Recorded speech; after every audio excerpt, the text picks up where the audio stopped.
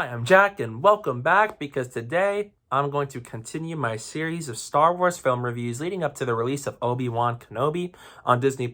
So today is episode 8 of the review series, and I'm going to talk about the middle chapter of the sequel trilogy, Star Wars The Last Jedi. It is directed by Rian Johnson, and it brings back the cast and crew of Star Wars The Force Awakens with a few new additions. And before I kick things off, I'm just going to let you guys know that this will be a spoiler review for this movie. So if you haven't seen it yet, go watch the movie and then see yourself right back here. And with that said, let's get started. Set right from where The Force Awakens left off, Luke Skywalker's peaceful existence is upended when Rey comes in and asks him to train her in the ways of the Force and tries to get him out of his peaceful solitude to help the Resistance and Leia fight the First Order, all while Finn and Rose go on a mission to help Poe, Leia, and the Resistance get away from the First Order, led by Kylo Ren, Snoke, and Hux. I really loved Star Wars The Force Awakens when that came out, and I still enjoy it to this day. And ever since then, I was so excited to see what happens next with Star Wars The Last Jedi. It was one of my most anticipated movies of the year it came out, and I was so excited to just see how does the story progress from what was left off with The Force Awakens. And it ended up being one of the most controversial and divisive movies of all time, up there with the likes of Batman v Superman, Dawn of Justice. I've seen people split down the middle with this movie. People either love this movie, hate this movie. Some people say it saved Star Wars. Some people said it ruined Star Wars. And it is a very divisive movie where people were so split in the middle of, and it just caused a lot of controversy all around the internet ever since it came out. So what did I think of this movie? I, in fact, really like Star Wars The Last Jedi, and I think it is by far one of the best looking movies in the saga, perhaps even the very best. I think it is the best looking Star Wars movie we've ever had, with the cinematography and the visual effects.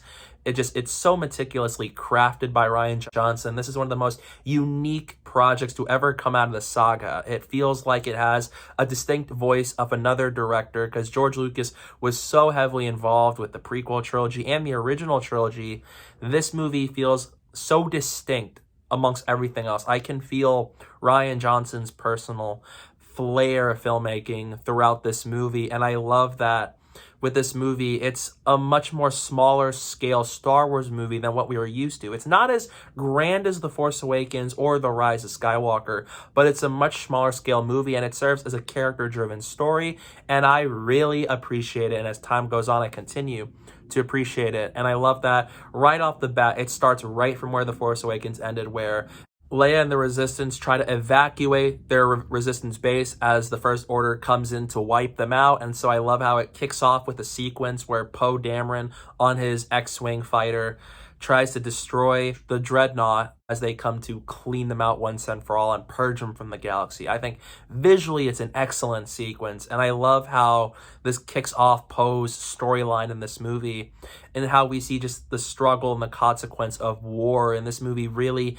turns a lot of things about Star Wars on its head and comes out with very different and unique ideas into the franchise. And so I love how it opens with Poe and the Resistance against the Dreadnought, and how a lot of people lost their lives because of it, and how Poe sees just what his actions have caused and just how all the stuff affects the Resistance and their ongoing battle with the First Order. And then Finn finally gets up after his coma in The Force Awakens, and then we go back to Luke and Rey.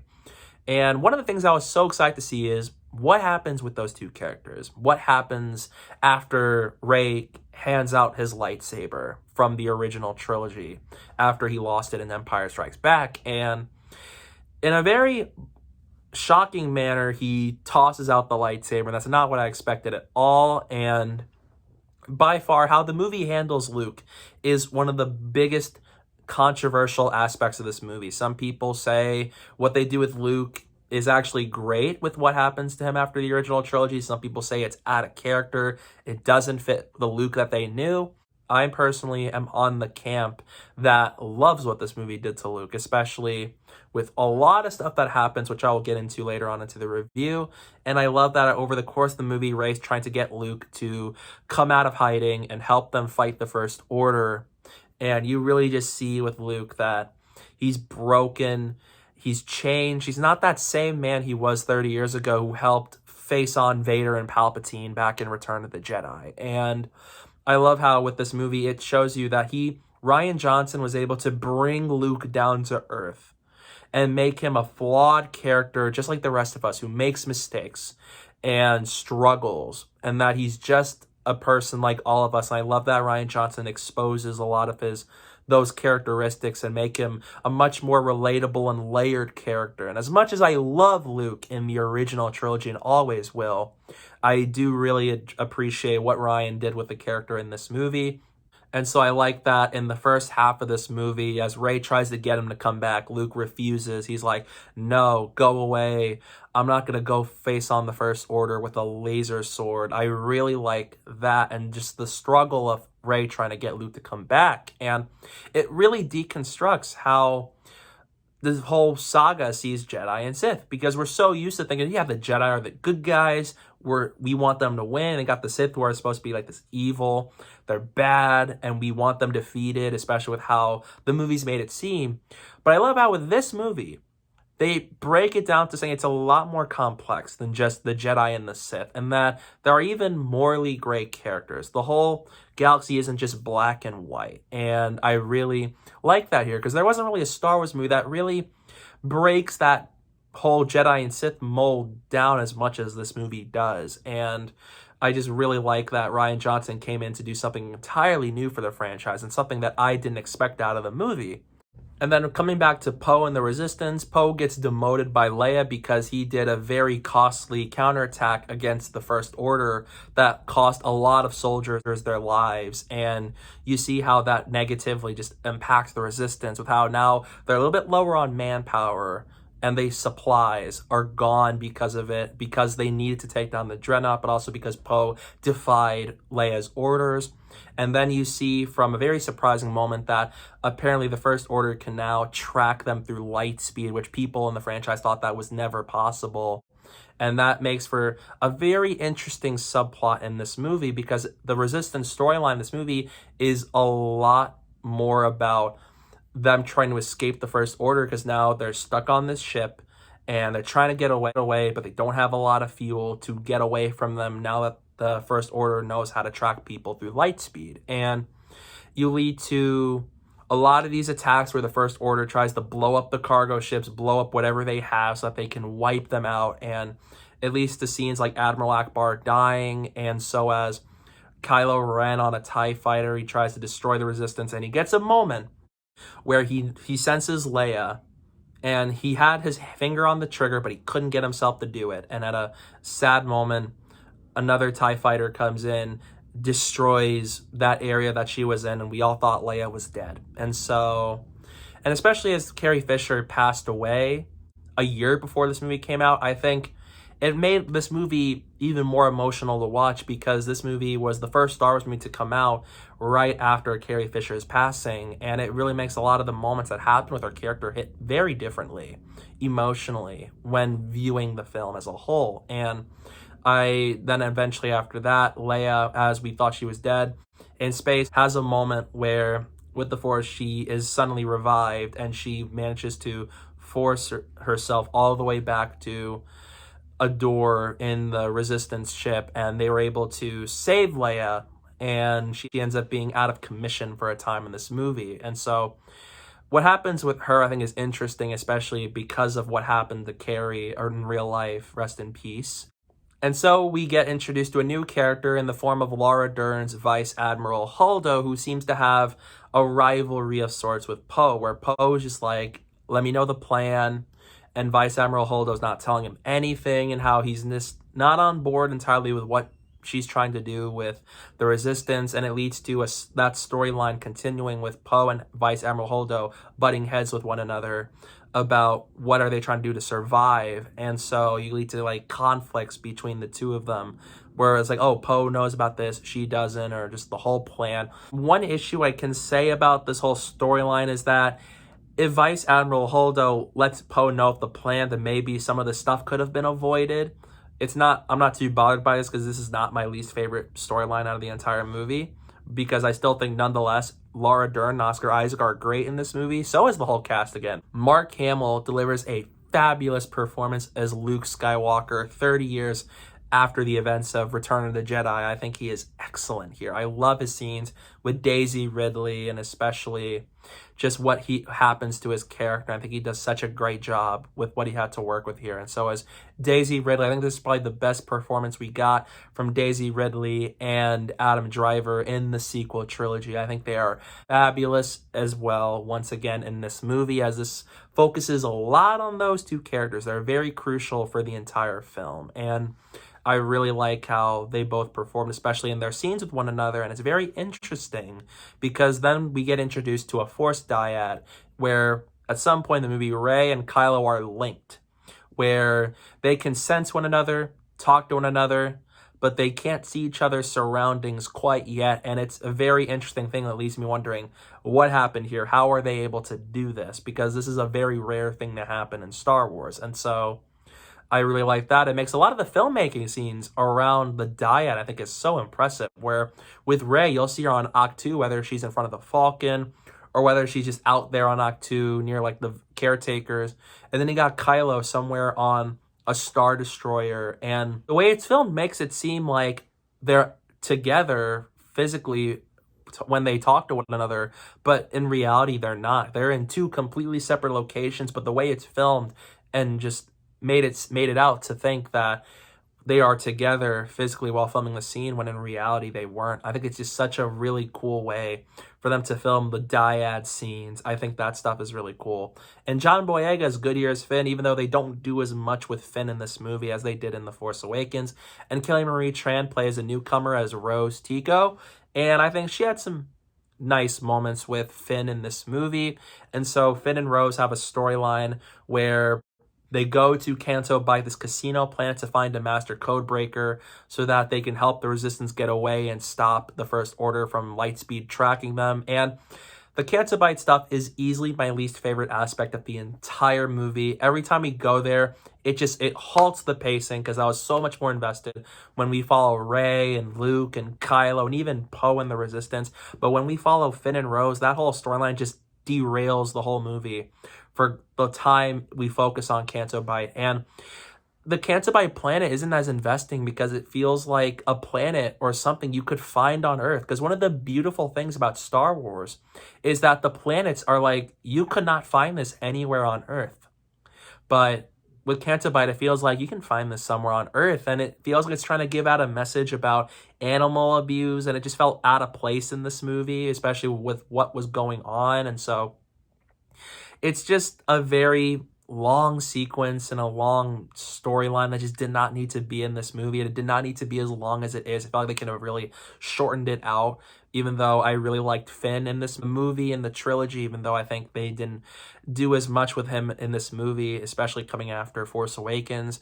So the Canto Bight stuff really drags the movie for me, because outside of that, the movie's very well paced beyond the Canto Bight sequence. Because aside from that, the movie is well-paced outside of the Canto Bight storyline.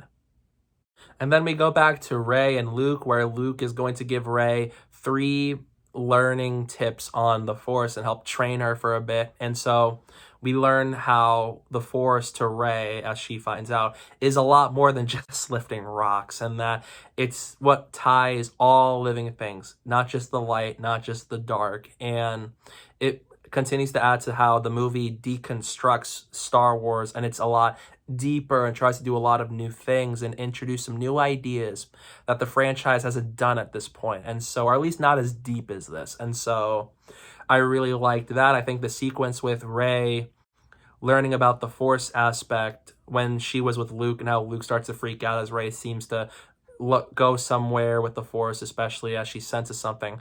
Great sequence. And I love how Luke, 30 years after the original trilogy concluded, we see how at this point Luke is just scared of the power within Rey when it comes to how she didn't hesitate to go against the dark side, just the sense because she was feeling something. And so I love that we saw a much more broken Luke in this movie, because anything can happen to somebody in 30 years. And so this movie goes on that promise, and it goes on that whole rule that with 30 years, so much can happen to you. And I think just seeing this whole Rey and Luke storyline, I think is great. I love the dynamic between Mark Hamill and Daisy Ridley, and I love seeing Luke talk to her about, what happened with Ben Solo, with how the Jedi Temple and how his whole Jedi Order crumbled, and so as the history of the Jedi and the Sith and how the Jedi are flawed, and so as how Anakin became Darth Vader and all that stuff, and how Rey's like, but you've turned Darth Vader back to light. You saw that there's still good in him and that she can do the same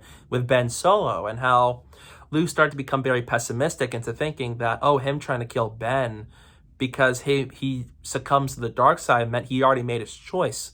But Rey had to teach him once again, 30 years later, that just because he turned to the dark doesn't mean his choice was made, and she can sense that Ben Solo's decision wasn't entirely complete, and that there's still a chance that they can turn him back to the light. And so I really like that side of things in this movie, and I think their scenes with one another is really great, and so is just the visual piece, because it really is such an impressive movie in terms of its filmmaking. It feels so unique amongst the franchise, and where if I recognize Last Jedi, I'm like, I know this is from The Last Jedi, and so as a lot of the colors and the emphasis on like red, and so as the scenes on Ahch-To. John Williams does not miss, like I said before, and I think this is by far his best score of the sequel trilogy. As much as I really like his score in The Force Awakens, this is by far the best score he composed for the sequel trilogy. There are a lot of great tracks here, especially in the third act of this movie. It feels very new, because with Force Awakens, there are still a lot of great themes, like Rey's theme, for example, and even the one in the end. But sometimes you can feel like you're hearing some things you've heard before from the other movies, but here it feels like you have a lot more original themes while still bringing back some iconic ones we've grown to love over the course of the Skywalker saga. And with Finn and Rose's storyline, we meet DJ, played by Benicio del Toro.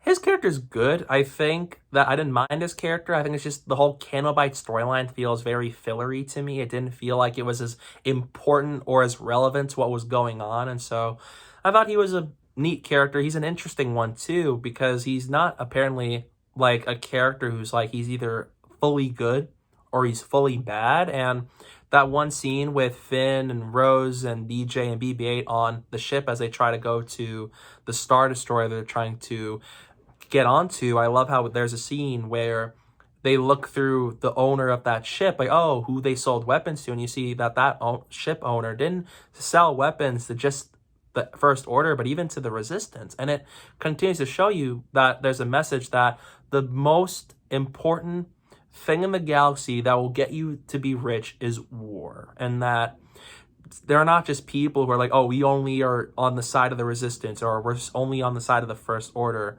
and that there's morally gray people, and the whole Star Wars galaxy is a lot more than just the conflict between good and evil. And I think it's a very interesting movie, and it makes this one the most interesting thinker piece of the Star Wars sequel trilogy, and it's just the one that makes me appreciate it more on rewatch, because there's a lot of new things I discover as I watch the film.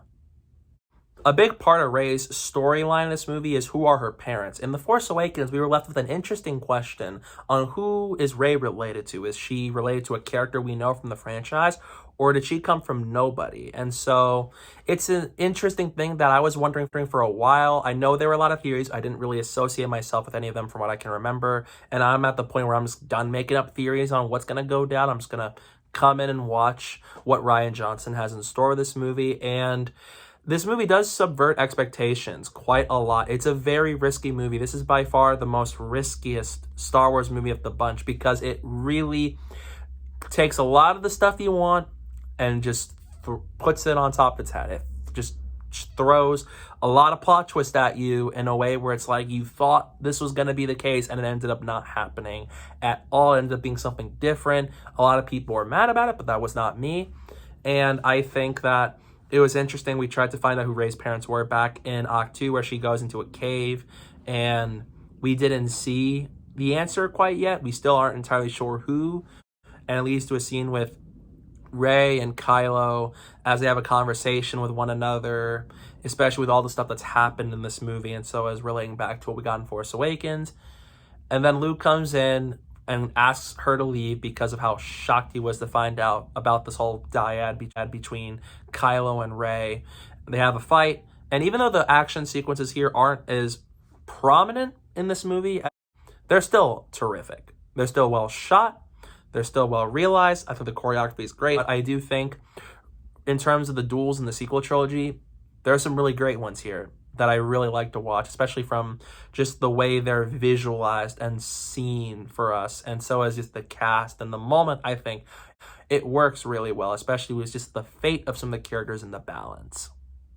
And so after Luke is down on the ground and Rey just confronts him about what happened with Ben, knowing that how Luke sensed that Snoke took over Ben and that Ben has succumbed to the dark side, and he was thinking about killing him and how it failed. The Jedi Order he tried to build just crumbles, and he hides away because of it, because he blames nobody but himself. And that Rey convinces him, like, oh, I could turn him back to the light, because his choice wasn't fully made yet, and that there's still a chance that he can turn back to the light. And that Luke remarks to her, this isn't going to go the way you think. And then she leaves, where Rey goes onto the Star Destroyer for the First Order, and Kylo Ren brings her before Snoke, where we finally get to see him physically in this movie. And a lot of surprising things happen with Snoke. We're all wondering his character, and Snoke interrogates Rey, how, oh, we will destroy the Resistance, and then I'm going to kill you, and I'm going to kill Luke Skywalker, and I'm going to snuff out the Resistance and any glimmer of the Jedi possibly coming back. And so as Kylo Ren realizing, because ever since what happened with Han Solo when he killed him, you still feel like Kylo Ren regrets it deep down. And I like that with this movie, that Rian Johnson continued what J.J. Abrams did with Kylo, where he starts to feel regret from what he did with killing Han Solo, that even if he's on the dark side, he's like, oh, I killed him, I didn't hesitate.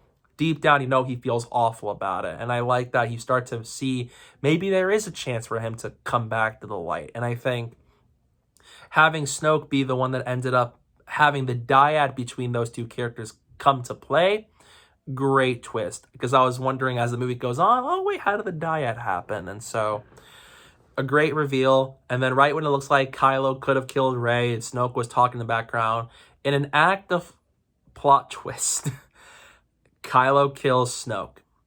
I would have liked more about Snoke, and it really surprised me they actually killed off Snoke, because I was wondering, I thought he was going to be this big bad of the trilogy, just like with Emperor Palpatine in the originals and the prequels, but this threw me for a loop. I was really caught off guard, and I think for Kylo's story, I think it worked really well, even though they could have developed more with the character of Snoke. And it leads to an awesome fight sequence with Rey and Kylo versus the Praetorian Guards. It's so cool. I love the red. It pops on screen. It looks gorgeous. And I think just the lightsabers are looking really great, and just the visuals, and how I love seeing Rey and Kylo just team up, because Snoke is dead and now they're fighting off the guards. I think it's really cool where you see both of them kind of get injured a bit. And I love how it just culminates where Rey's like, oh, there's still time to save the Resistance. And you start to see Kylo's like, oh no, he's going towards the dark side. Don't do this. And he's like, it's time to let all things die. The Jedi, Sith, Resistance, First Order, it's time to let all of it die. And I love the plot reveal from Kylo that Rey's parents were just nobodies. They're not Skywalkers. They weren't related to any big franchise character, and that Rey's just a nobody, and that her parents were junk traders who sold her off for money, and that they're pretty much dead in a graveyard in Jakku. I think that is a great plot twist, because I don't feel like you always need to have a big character be related to somebody big. So I liked the idea a lot that Rey was a nobody, and then Rey was really, and then Kylo was like, join me in my new empire, because you're not nobody to me. And that she tried to reach for the lightsaber, and they both tried to reach for Anakin's lightsaber, and then it just shatters. And right at that moment, Finn, Rose, and DJ are trying to destroy the light speed tracker, and it gets foiled. They end up getting caught, and DJ ends up being a traitor and giving them all the information about what the Resistance is trying to do. Leia gets out and then stuns Poe, and then the Resistance evacuates the ship on the cargoes. And so a lot of really bad stuff is starting to happen. The tension amped up in this movie now that a lot of stuff is happening with Kylo and with the Resistance and with Finn and Rose. And then we lead to an awesome sequence where Holdo sacrifices herself via the Holdo maneuver. It's visually stunning. It's a beautiful shot. And I love how right when it first happened, you hear no sound, just like how in space, you would not hear an explosion or of sorts in space. And I think it's just the way it's shot and visualized, and so as the placements and how we can see all the stuff that happened, like all the damage and all the Star Destroyers that were in the current. I think it's just a beautiful moment. I love it so much. It's a very awesome sequence in this movie. And then Finn fights Phasma, and I really liked it, just seeing Finn finally take her on after everything that's happened to him in his life with the First Order, and that he used to be a stormtrooper, and that Phasma dies. I did feel like they wasted Phasma quite a bit, but I do think nevertheless it was satisfying watching Finn defeat her in combat. And then Rey gets away, and then they all go to Crait. And I really like how the salt and a lot of the detail around it with like the base and how it looks old and that it's nobody's used it in quite some time because it wasn't used since the Age of the Rebellion. And then just how the salt looks, I think is great, especially as when you can see glimmers of red on the ground. And I like that craft in the filmmaking, I think, looks so impressive in of itself. And then we see Poe, Finn, Rose, and other characters use speeders for the planet Crait. And I think it's a really good looking planet. And the cinematography here, once again, like I mentioned before, is excellent. It's the best in the franchise. And especially the Crait sequences, without a doubt. There's some beautiful shots here. And I really like that eventually Rey and the Millennium Falcon with Chewbacca, they finally come in. And they had porgs there. And sometimes I wonder, what does a porg taste like? But it's just really great to see Rey and them. They come in to help stop the First Order and save the Resistance. And then it leads to a moment that would have been very satisfying where Finn sacrifices himself against the First Order, because we know they have a machine that's going to blast that shield door right open, and Finn was going to sacrifice himself to stop the First Order. And that, I kind of wish they went for that, to be honest with you, because as much as I like John Boyega as the character, I did not like what they did with him in The Rise of Skywalker, and I'll go more into that into my review. But also because this would have been a very fitting way to wrap up his character, because he always wanted to do the right thing, and him sacrificing his life to stop the First Order, that would have been a great heroic ending. And then Rose kind of just comes in and saves him and has that whole, oh, I saved you. We don't win by stopping what we hate, by saying what we love. And that just, it's kind of weird to me. I didn't quite get that moment. The kiss between Finn and Rose just didn't do much for me. And that whole storyline between those two, I just didn't care for as much because it wasn't as interesting to me. And it's a bummer because the Canto Bight stuff is so important that you needed all the other stuff to happen. And I just sat there just like, it's happening, but I'm not as invested in this as much. And then the shield door gets blasted open and the Resistance and Leia have lost hope. And then Luke shows up. And we have a beautiful scene between Luke and Leia where they finally reunite. First time we've seen them both together since the end of Return of the Jedi. And then we see they've talked to one another and Leia's like, oh, something about her hair. And Luke was like, oh, it looks nice. And they talk about how it's like, oh, Luke's like, oh, I'm here to stop him. I'm here to face him. And Leia was holding out hope that there's a chance he can be redeemed. But they kind of thought, there's no chance now. It's too late. And so it's a sad moment, but it's also beautiful. And then it comes to a moment where she's like, oh, Ben's gone. And then Luke's like, no one's ever really gone. Especially after how Carrie Fisher passed away, that is a really heartbreaking moment. And it's a really sad, emotional moment too, even for me, because I love those two characters and how I love Carrie Fisher, and that it really saddened me that she passed away when she did. And so that whole moment where even when Luke said, no one's ever really gone, it's a very sad and impactful line in this movie. And then Luke faces the First Order and they blow him up and they shoot so much ammo. They fired so much stuff at him. And we were all thinking Luke just sacrificed himself right there. And then we find out he's actually alive somehow. And I love that eventually Kylo Ren decides to go down, face himself, and Luke's like, I'm sorry. And then Kylo Ren's like, I'm sure you are. The Resistance is dead, and when I've killed you, I would have killed the Last Jedi. And I love how Luke's iconic line here, impressive, every word in that sentence was wrong. And that what he's really doing there is he's actually giving the Resistance time to escape, to let them fight another day to help win the war. And I think that was just really cool. And I love Mark Hamill and Adam Driver in that scene. That is one of my favorite scenes in The Last Jedi by far. I love where they confront one another on Crait, and they have a cool sequence with one another where they duel. Luke's dodging all of Kylo Ren's attacks.